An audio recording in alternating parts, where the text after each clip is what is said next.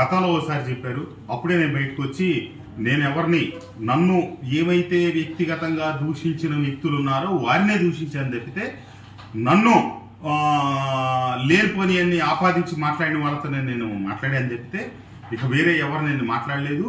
కానీ నువ్వు మాట్లాడితేనే నేను ఓన్ చేసుకోగలుగుతానని చెప్పి వారు చెప్పడం. తర్వాత నేను బయటకు వచ్చి పత్రికా సోదరులకి చెప్పడం జరిగింది. ఎప్పుడు గడిచిన సంవత్సరం 42 సంవత్సరాల పూర్వమే నేను ఎట్టి పరిస్థితుల్లో వ్యక్తిగత దోషణలకు వ్యతిరేకం, నేను దోషణ చెయ్యను అని చెప్పాను. మొన్న చివరిగా ముఖ్యమంత్రి గారిని కలిసినప్పుడు నా అభ్యర్థిత్వాన్ని ఖరారు చేస్తా, వారు నీకే టికెట్, నువ్వు వెళ్ళి పనిచేయి, కానీ నేను నిన్ను ఓన్ చేసుకోవాలంటే రాబోయే రోజుల్లో శాసనసభ్యులుగా, పార్లమెంట్ సభ్యులుగా టికెట్లు ఇవ్వాలంటే ఎవరైతే చంద్రబాబు నాయుడిని, లోకేష్ని తిడితేనే, గట్టిగా మాట్లాడితేనే టికెట్లు ఇస్తానని చెప్పి వారు చెప్పడం, అది నాకు తీవ్రమైనటువంటి నాలో ఒక నిరుత్సాహాన్ని కలిగించింది. ఆ రకమైనటువంటి మాటలు దానికి నేను ఇష్టపడక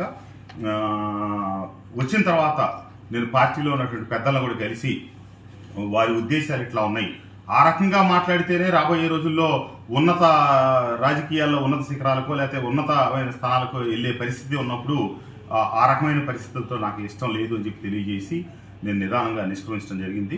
నాకు ఒకటే అనిపించింది, అక్కడ ఆ గట్టునుంటావా లేకపోతే ఈ గట్టునుంటావా అనే క్రమంలో వీళ్ళని తిట్టు వాళ్ళని తిట్టు అని చెప్పి ఏ సామాజిక వర్గం వాళ్ళని, ఆ సామాజిక వర్గం వాళ్ళని కానీ లేకపోతే పై స్థాయి నాయకుల్ని కానీ తిట్టించి తర్వాత ఆ పార్టీలో కనుక ఇష్టమైనంతకాలం ఉంచుకోవటం, ఇష్టం లేకపోతే వాళ్ళు ఎందుకు పనికి రాకుండా సమాజంలో దేనికి పనికిరాని వ్యక్తులుగా తయారు చేయటమే వైఎస్ఆర్ కాంగ్రెస్ పార్టీలో లక్ష్యమేమో అని నాకు అనిపించింది.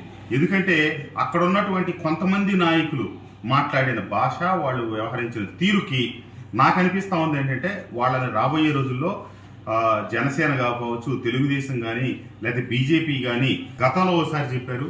అప్పుడే నేను బయటకు వచ్చి నేను ఎవరిని నన్ను ఏమైతే వ్యక్తిగతంగా దూషించిన వ్యక్తులు ఉన్నారో వారినే దూషించాను తప్పితే నన్ను లేనిపోని అన్ని ఆపాదించి మాట్లాడిన వాళ్ళతో నేను మాట్లాడాను తప్పితే ఇక వేరే ఎవరు నేను మాట్లాడలేదు.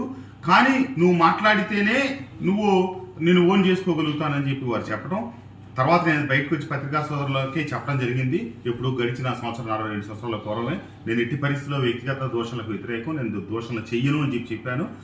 మొన్న చివరిగా ముఖ్యమంత్రి గారిని కలిసినప్పుడు నా అభ్యర్థిత్వాన్ని ఖరారు చేస్తా, వారు నీకే టికెట్, నువ్వు వెళ్ళి పనిచేయి, కానీ నేను నిన్ను ఓన్ చేసుకోవాలంటే రాబోయే రోజుల్లో శాసనసభ్యులుగా, పార్లమెంట్ సభ్యులుగా టికెట్లు ఇవ్వాలంటే ఎవరైతే చంద్రబాబు నాయుడిని, లోకేష్ని తిడితేనే, గట్టిగా మాట్లాడితేనే టికెట్లు ఇస్తానని చెప్పి వారు చెప్పడం, అది నాకు తీవ్రమైనటువంటి నాలో ఒక నిరుత్సాహాన్ని కలిగించింది. ఆ రకమైనటువంటి మాటలు దానికి నేను ఇష్టపడక వచ్చిన తర్వాత నేను పార్టీలో ఉన్నటువంటి పెద్దలను కూడా కలిసి వారి ఉద్దేశాలు ఇట్లా ఉన్నాయి, ఆ రకంగా మాట్లాడితేనే రాబోయే రోజుల్లో ఉన్నత రాజకీయాల్లో ఉన్నత శిఖరాలకో లేకపోతే ఉన్నతమైన స్థానాలకు వెళ్ళే పరిస్థితి ఉన్నప్పుడు ఆ రకమైన పరిస్థితులతో నాకు ఇష్టం లేదు అని చెప్పి తెలియజేసి నేను నిదానంగా నిష్క్రమించడం జరిగింది.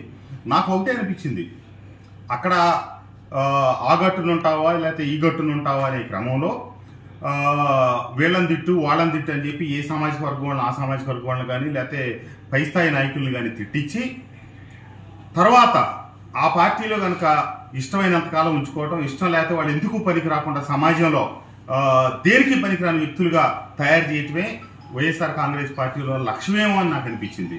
ఎందుకంటే అక్కడ ఉన్నటువంటి కొంతమంది నాయకులు మాట్లాడిన భాష, వాళ్ళు వ్యవహరించిన తీరుకి నాకు అనిపిస్తూ ఉంది ఏంటంటే వాళ్ళని రాబోయే రోజుల్లో జనసేన కావచ్చు, తెలుగుదేశం కానీ లేదా బీజేపీ కానీ